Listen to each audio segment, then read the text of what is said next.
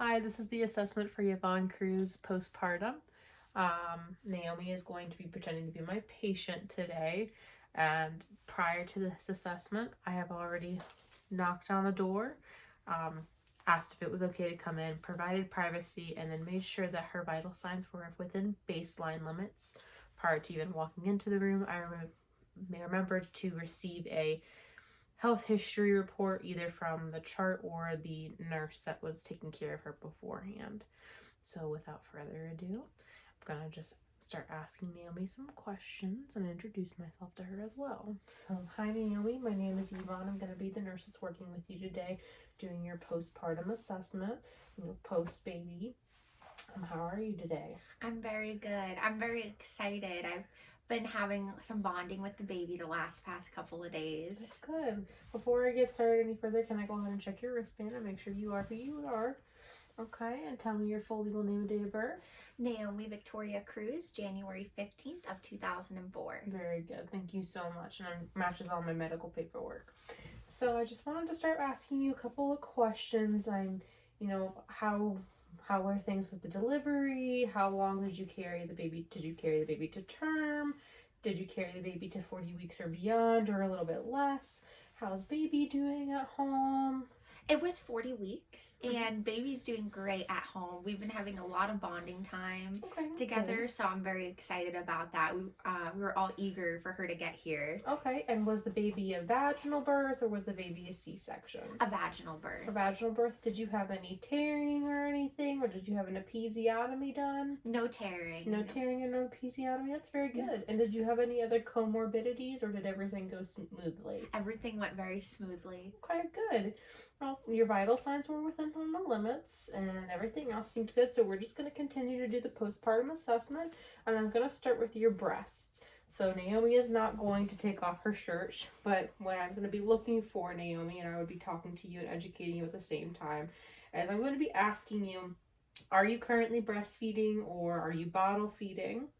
So are you breastfeeding or bottle feeding? Breastfeeding. You're breastfeeding?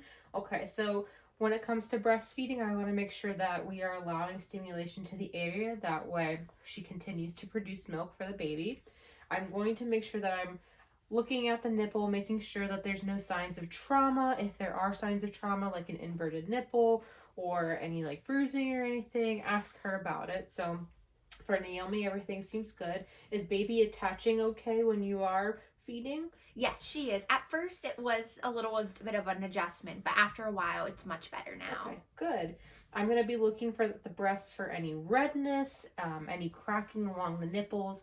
I'll ask her about any abnormal discharge, whether it's yellow or green in color, because that could be a significant change or a significant finding for an infection. I will also make sure that when I palpate the breasts, I make sure that they're not engorged or they're not lumpy. They should just be full of milk, for lack of a better term.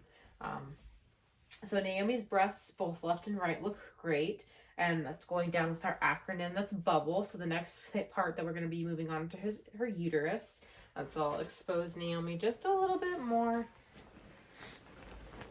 And so what I would do is, using my non-dominant hand, I would support the uterus at the umbilicus, and I would go ahead and palpate the uterus, and I want it to make sure that it feels like a nice hard melon and that it's going down at least 1 finger length or 1 centimeter each day after baby has been delivered.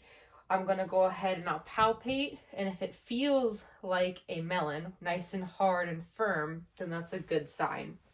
If it feels boggy, then I'm going to continue to massage until I feel the uterus kind of become as hard as a melon, or that nice firm feeling that I should have, because at the end of the day, the uterus is a muscle, and if it is boggy, we're going to be putting the mom at risk for hemorrhaging or any type of bleeding. So I felt her uterus. Everything feels good. It's midline with the body, so it's where it's supposed to be. It doesn't feel like the bladder is obstructing it or pushing it up any higher. I had Naomi void and use the bathroom beforehand. And then I can actually go on to ask her about her bladder habits, which is the next B in bubble. So Naomi, are you voiding okay? Do you have the sensation to go? Yes, I do. Okay. And you're going as normal. Did you have an epidural with your labor? I did. You did? Okay. And then afterwards you were able to go as normally? I was. Okay, good. So double checking that she's still able to void, that she has the sensation to go is really important. That way she's not having any fluid overload or the bladder isn't accidentally pushing the uterus up higher, because you want to make sure that the uterus is decreasing in size. The next B I'm going to go over is bowel habits. And that's to make sure, especially because she did have the epidural and she was numb from the waist down, I want to make sure that she was able to void and go to the bathroom, as far as stool, that she's not constipated, that there are presence of any bowel sounds. They may be a little bit less, but she should still be able to go. So it's been a couple of days now. So Naomi, have you been going to the bathroom as normal? I have. Okay, good. So making sure that she doesn't have any hemorrhoids is another question to ask her. Do you have any hemorrhoids? I don't. Okay, good. So making sure that everything's within baseline limits. Next, we're going to go over to lochia. And lochia is that discharge that you might have, kind of similar to your period, but after the baby is born. Naomi, you had been telling me that you had been having some very light discharge, almost like the end of a period. It was like brown. So we call that scant. And you want to make sure that you're asking the patient if they are changing their pads. How frequently are they changing the pads? If the pad is soaked within 15 minutes and then you have to place another pad, that is going to be a risk for hemorrhaging, and that is an emergency. So we need to get you in because there's some type of hemorrhaging going on. But for you, the scant amount is very good, and it means that your body is doing what it's supposed to do. So that's very good. And the scant amount would just be like a little daub on the pad. It would normally be like a brown to red, sort of similar to the end of a period that you would see, but lochia is specific for women after pregnancy, so postpartum.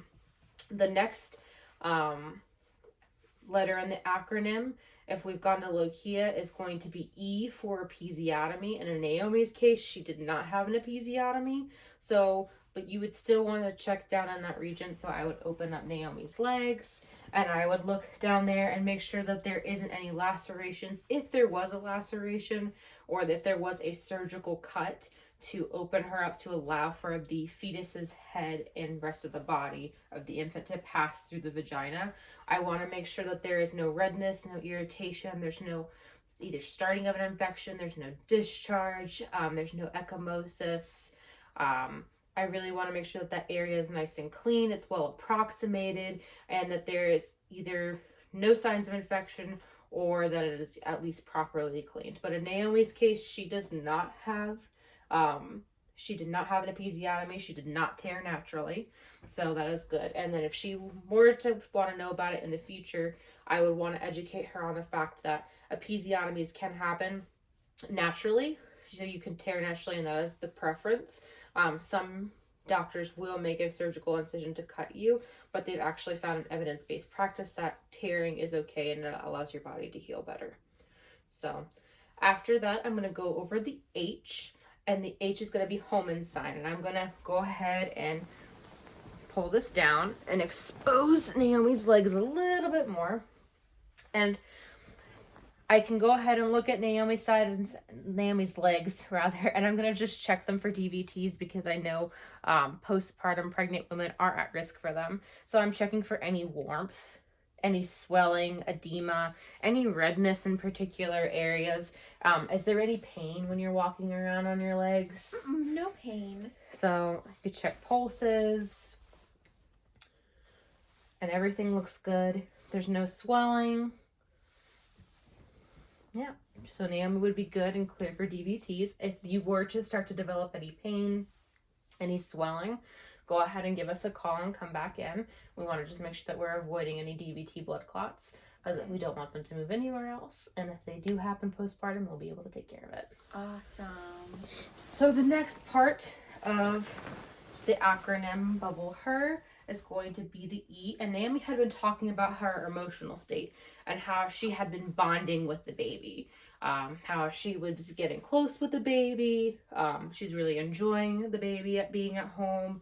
and having to be able to spend time with the baby. So that's actually good signs of emotions. But I would also want to ask her, like, have you been having any feelings of like depression lately, after the birth, or have you been pretty stable as far as your mood? As far as my mood, I've been good. Once the baby came, it was really exciting. I mean, for me and everyone in the family, of course, we've been waiting for this, but I think it was definitely a little bit of a change since it's my 1st. Mm-hmm. I was like, this is different, and now like I have like a human that like I have to take care of. Like they're my full responsibility. Yes. So this would be a good time to like support Naomi, offer support, make sure that she has a support system and that emotionally she's doing okay, that I assess for any symptoms of postpartum depression or just any changes in mood. Her overall affect about postpartum care with the baby has been pretty good so far, as she's not demonstrating any signs of postpartum depression. So that is very good. Another thing I want to go over is the last part of the acronym bubble her or bubble he is going to be R, which is ROGAM. And prior to Naomi coming in, I had already checked the chart and I made sure that Naomi was O positive and baby is O positive. So there's no reason to give ROGAM. But if that was not the case and baby was a different blood type than mom, then yes, we would give ROGAM. But thank you so much. I appreciate it. I'm glad that you are doing well, and I'm glad that everything looks really nice and you're doing okay. But if you need anything, you just call me and I'll be here, and we'll make sure that you get taken care of. Thank you so much. So, and if at this point, if Naomi also had any questions, I could provide her education on specific things, like if she was having trouble latching with baby, which I could also go over when we were going over the breasts.